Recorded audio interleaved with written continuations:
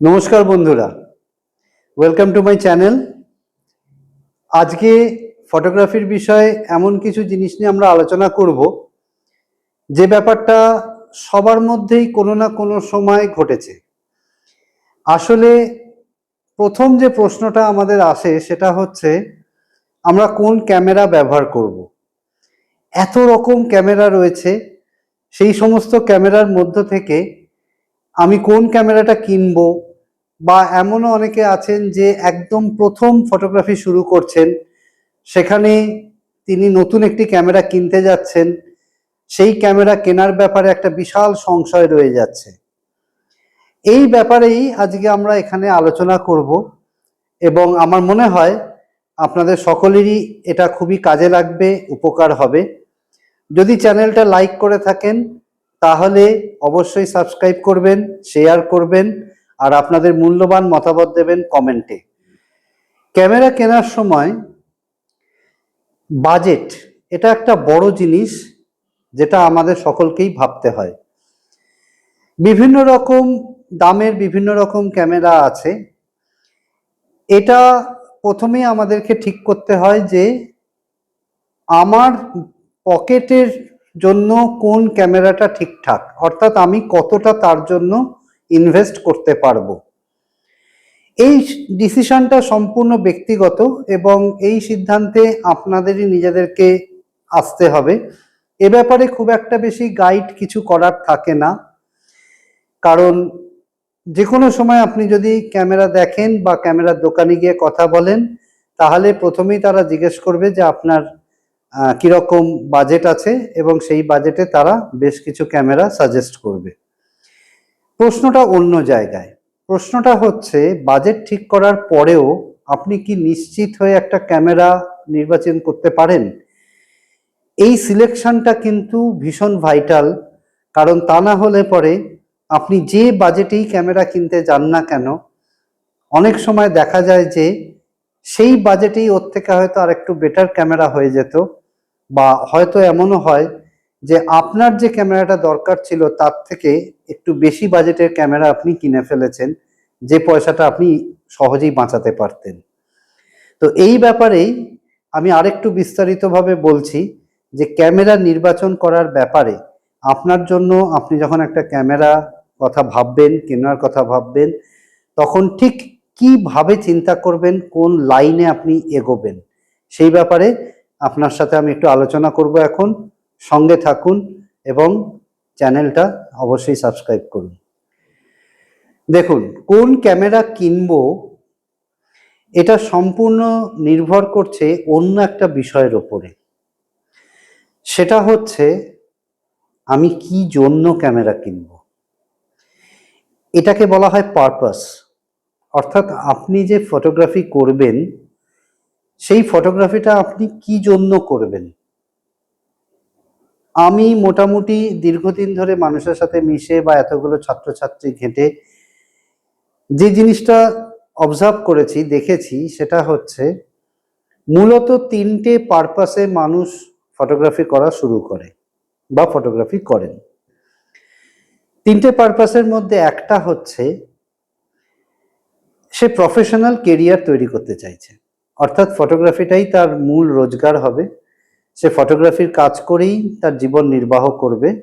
এটা হচ্ছে একটা কেরিয়ার, এবং সেক্ষেত্রে তার ফটোগ্রাফি শেখার, ফটোগ্রাফি করার পেছনে লক্ষ্য একটাই থাকে, সেটা হচ্ছে সমস্ত ধরনের কমার্শিয়াল কাজ যাতে সে করতে পারে। সেটা ওয়েডিং হতে পারে, কোনো ইভেন্ট হতে পারে, প্রোডাক্ট শ্যুট হতে পারে, অ্যাডভার্টাইজমেন্ট হতে পারে। যেসব জায়গায় একদম প্রফেশনাল লেভেলের ফটোগ্রাফার দরকার হয়, সে নিজেকে সেই জায়গায় নিয়ে যেতে চাইছে। দ্বিতীয় একটা পারপাস হচ্ছে আপনি প্রফেশনালি কিছুর সাথে যুক্ত আছেন এবং মোটামুটি ভালোভাবেই সেটা চলছে, কিন্তু তার সাথে আপনি ফটোগ্রাফিতে একটা নিজের জায়গা তৈরি করতে চাইছেন, কিন্তু সেটা কমার্শিয়াল ফিল্ডে নয়, সেটা হচ্ছে বিভিন্ন রকম এক্সিবিশন, কম্পিটিশন, কন্টেস্ট, এই সমস্ত কিছুতে পার্টিসিপেট করা, রেগুলার বেসিসে সেখান থেকে আপনার স্বীকৃতি অর্জন করা, ভালো কাজ করা। এই সব ব্যাপারে আপনার একটা সময় এবং আপনার উৎসাহ আছে, আপনি সেটা কাজে লাগাতে চান, সেই জন্য আপনি একটা ক্যামেরা কিনতে চাইছেন।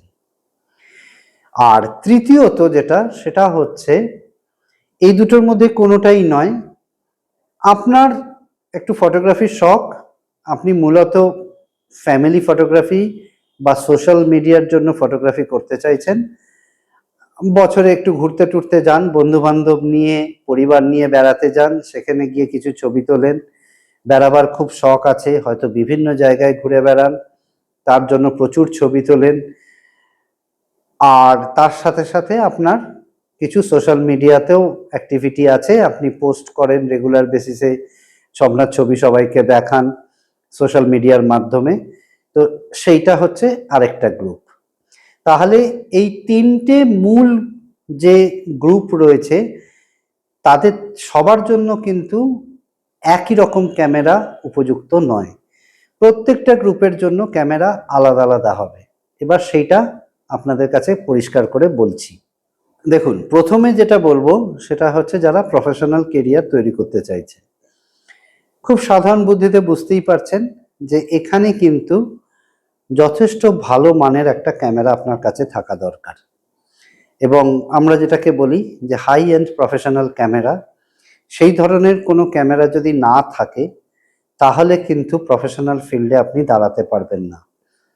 প্রথম দিকে প্রাথমিক স্তরে হয়তো আপনার কিছু ছোটোখাটো কাজের জন্য একটু মিডিওকার ক্যামেরা দিয়েও চলে যেতে পারে, কিন্তু সেই দিনটা খুব বেশি নয়, হয়তো 2 মাস 3 মাস 4 মাস ম্যাক্সিমাম 6 মাস, তারপরই দেখবেন আপনি ফিল করবেন যে আপনার কাছে যে ধরনের কাজ আসছে বা আপনি যে জায়গাটায় পৌঁছতে চাইছেন সেখানে কিন্তু আপনার একটা ভালো ক্যামেরা দরকার, যেটা না হলে আপনি কম্পিটিশনে লড়তে পারছেন না।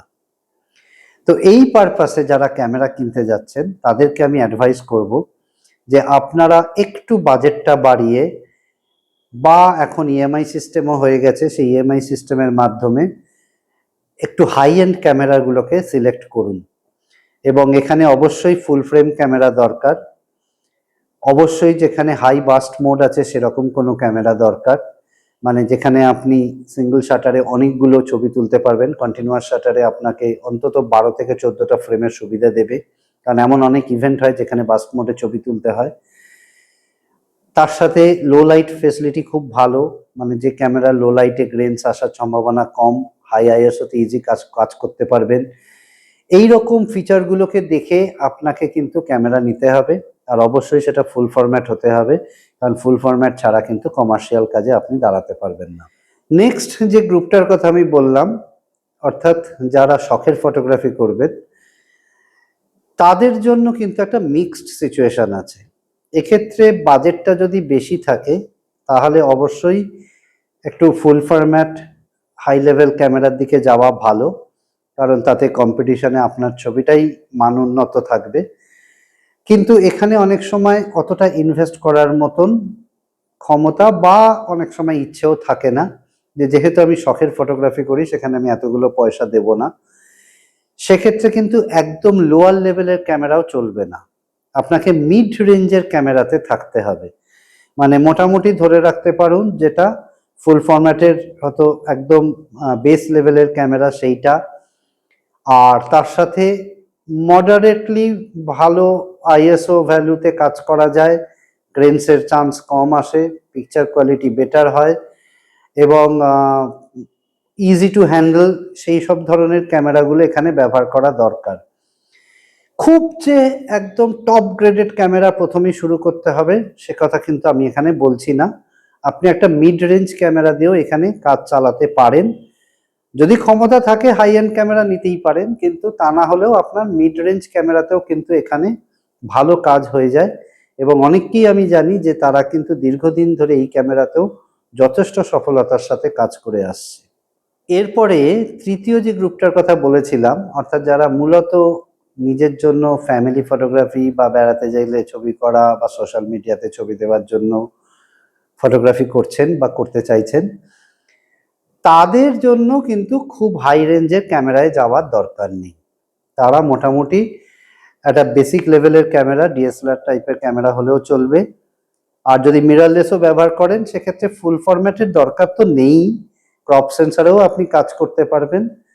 এবং বাজেটটা মোটামুটি একটু নিচের দিকের ক্যামেরা, ডিএসএলআর এর বা মিররলেসের যেগুলো নিচের দিকের ক্যামেরা রয়েছে সেগুলো দিয়েও আপনি কাজ করতে পারবেন। এখানে আপনার বেসিক নিডটা হচ্ছে যে আপনার ফ্যামিলির ছবিটা ভালো উঠবে, আপনি যেখানে বেড়াতে যাচ্ছেন সেই জায়গাটাকে স্মৃতিতে ধরে রাখবেন, সেই জন্য ভালো ছবি করবেন। তো এই ক্যামেরাগুলো কিন্তু একটা বড় সুবিধা হচ্ছে এগুলো সাইজটা ছোট হয়, খুব ইজি হ্যান্ডেল করা যায়, ওয়েটটা কম হয়।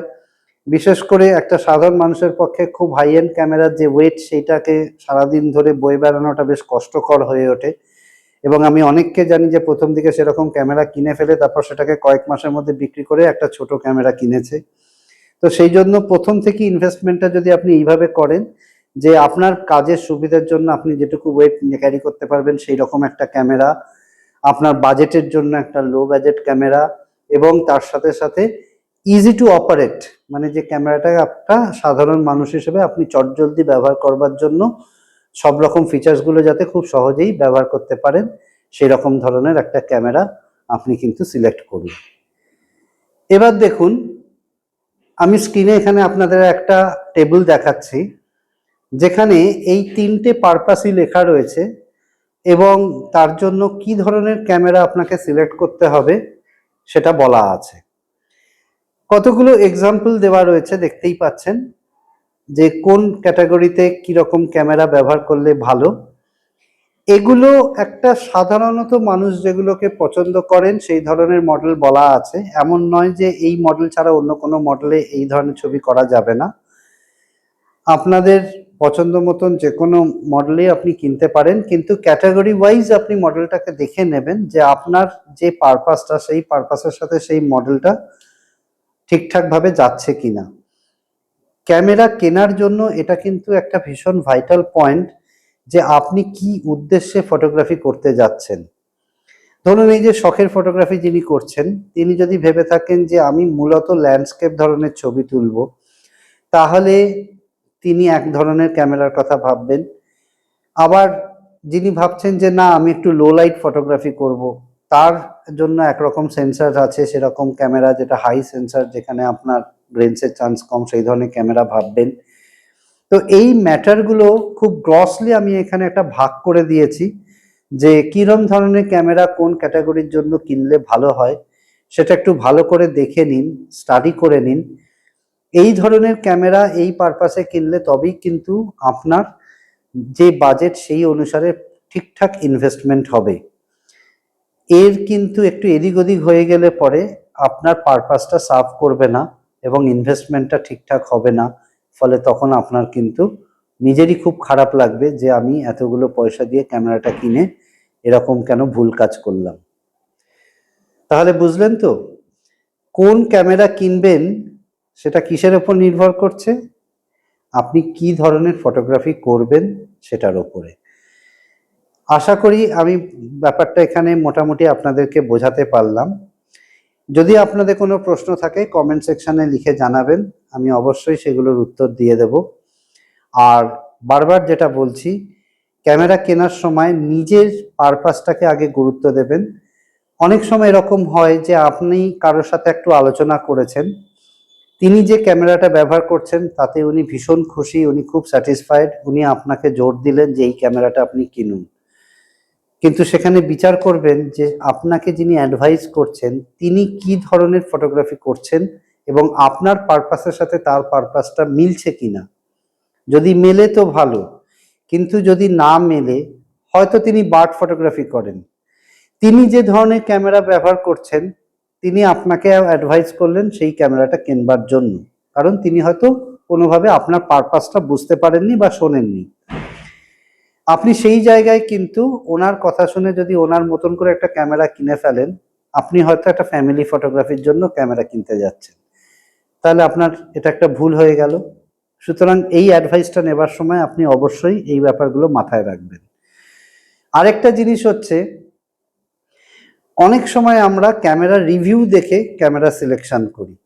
এই রিভিউ দেখে সিলেকশন করাটা কিন্তু যিনি প্রথম ক্যামেরা কিনছেন বা অল্প কয়েকদিন ফটোগ্রাফি করে ক্যামেরা কিনতে যাচ্ছেন তার পক্ষে বোঝা বেশ কঠিন, কারণ রিভিউ করবার সময় এমন এমন কিছু টেকনিক্যাল ইস্যুস নিয়ে এখানে আলোচনা করা হয় যেগুলো খুব অভিজ্ঞ মানুষ ছাড়া কিন্তু বুঝতে পারবেন না। আর ওই জায়গাগুলো না বুঝে আপনি যদি তার কনক্লুশনে পৌঁছে সেই মতন ক্যামেরা কিনে ফেলেন তাহলে আবার একটা ভুল হবার চান্স থাকে। তৃতীয় জিনিস হচ্ছে, আরেকটা ক্ষেত্রে যেটা ভুলটা হয়, আপনি ক্যামেরার দোকানে গেলেন একরকম চিন্তা ভাবনা করে, ক্যামেরার দোকান আপনাকে আরেক রকম চিন্তা ভাবনার মধ্যে ঢুকিয়ে দিল। এবার আপনি টোটালি কনফিউজড। কারণ কি, আপনার হোমওয়ার্কটা সলিড হয়নি। এবার যে মানুষটা আপনার কাছে ক্যামেরার আরেকটা ব্যাপারে বোঝাচ্ছে তার ব্যাপারটাও আপনার কাছে পুরোটা বোধগম্য হচ্ছে না, ফলে না পারছেন আপনার চিন্তা ভাবনায় আপনি স্থির থাকতে, না পারছেন আরেকটা যে অ্যাডভাইস করছে সেই ব্যাপারটায় পুরোপুরি কনভিন্স হতে। এই জায়গাতে একটা চরম ডিলেমা হয় এবং আলটিমেটলি অনেক সময় এরকম হয় যে তাহলে কদিন চিন্তা ভাবনা করে এসে ক্যামেরাটা কিনি এই বলে দোকান থেকে আপনি বেরিয়ে আসছেন। তো এই সমস্ত কনফিউশনগুলো যাতে না হয় তার জন্য এই যে টেবিলটা দেখিয়েছিলাম এটাকে মাথায় রাখুন। আমি যে পারপাসগুলো বললাম, যেভাবে আপনি নিজে কোথায় ফিট করছেন সেটা ঠিক করুন, তারপর আপনার বাজেটের কথা ভাবুন এবং সবশেষে আপনি মডেল ভাবুন। এবং মডেল ভাবার সময়ও কিন্তু আপনি যে কোনো একটা মডেলের কথা ভাববেন না, অবশ্যই খেয়াল রাখবেন অন্তত দুটো মডেল আইদার অর আপনার ভেবে চলতে হবে। কারণ এই দুটো মডেলের মধ্যে আপনি দোকানে গিয়ে বা অন্য কারোর সাথে যখন আলোচনা করবেন তখন আপনার আলোচনাটা অনেক বেশি কনস্ট্রাকটিভ হবে। একটা ভাস্ট এরিয়াতে আলোচনা করার থেকে আপনি যখন ব্যাপারটাকে চ্যানেলাইজ করে একটা জায়গায় এসে জিনিসটা নিয়ে আলোচনা করবেন বা ভাববেন বা পড়াশোনা করবেন, তখন দেখবেন জিনিসটা অনেক ইজি হয়, সিলেকশনটা অনেক বেটার হয়। আশা করি প্রোগ্রামটা আপনাদের ভালো লাগলো। আজকে যেগুলো বললাম যদি আপনাদের সকলের কাজে লাগে, উপকারে লাগে, তবে আমার নিজেরও খুব ভালো লাগবে। আজকে এই অবধি, আবার সামনে কোনো এপিসোডে আপনাদের সাথে দেখা হবে।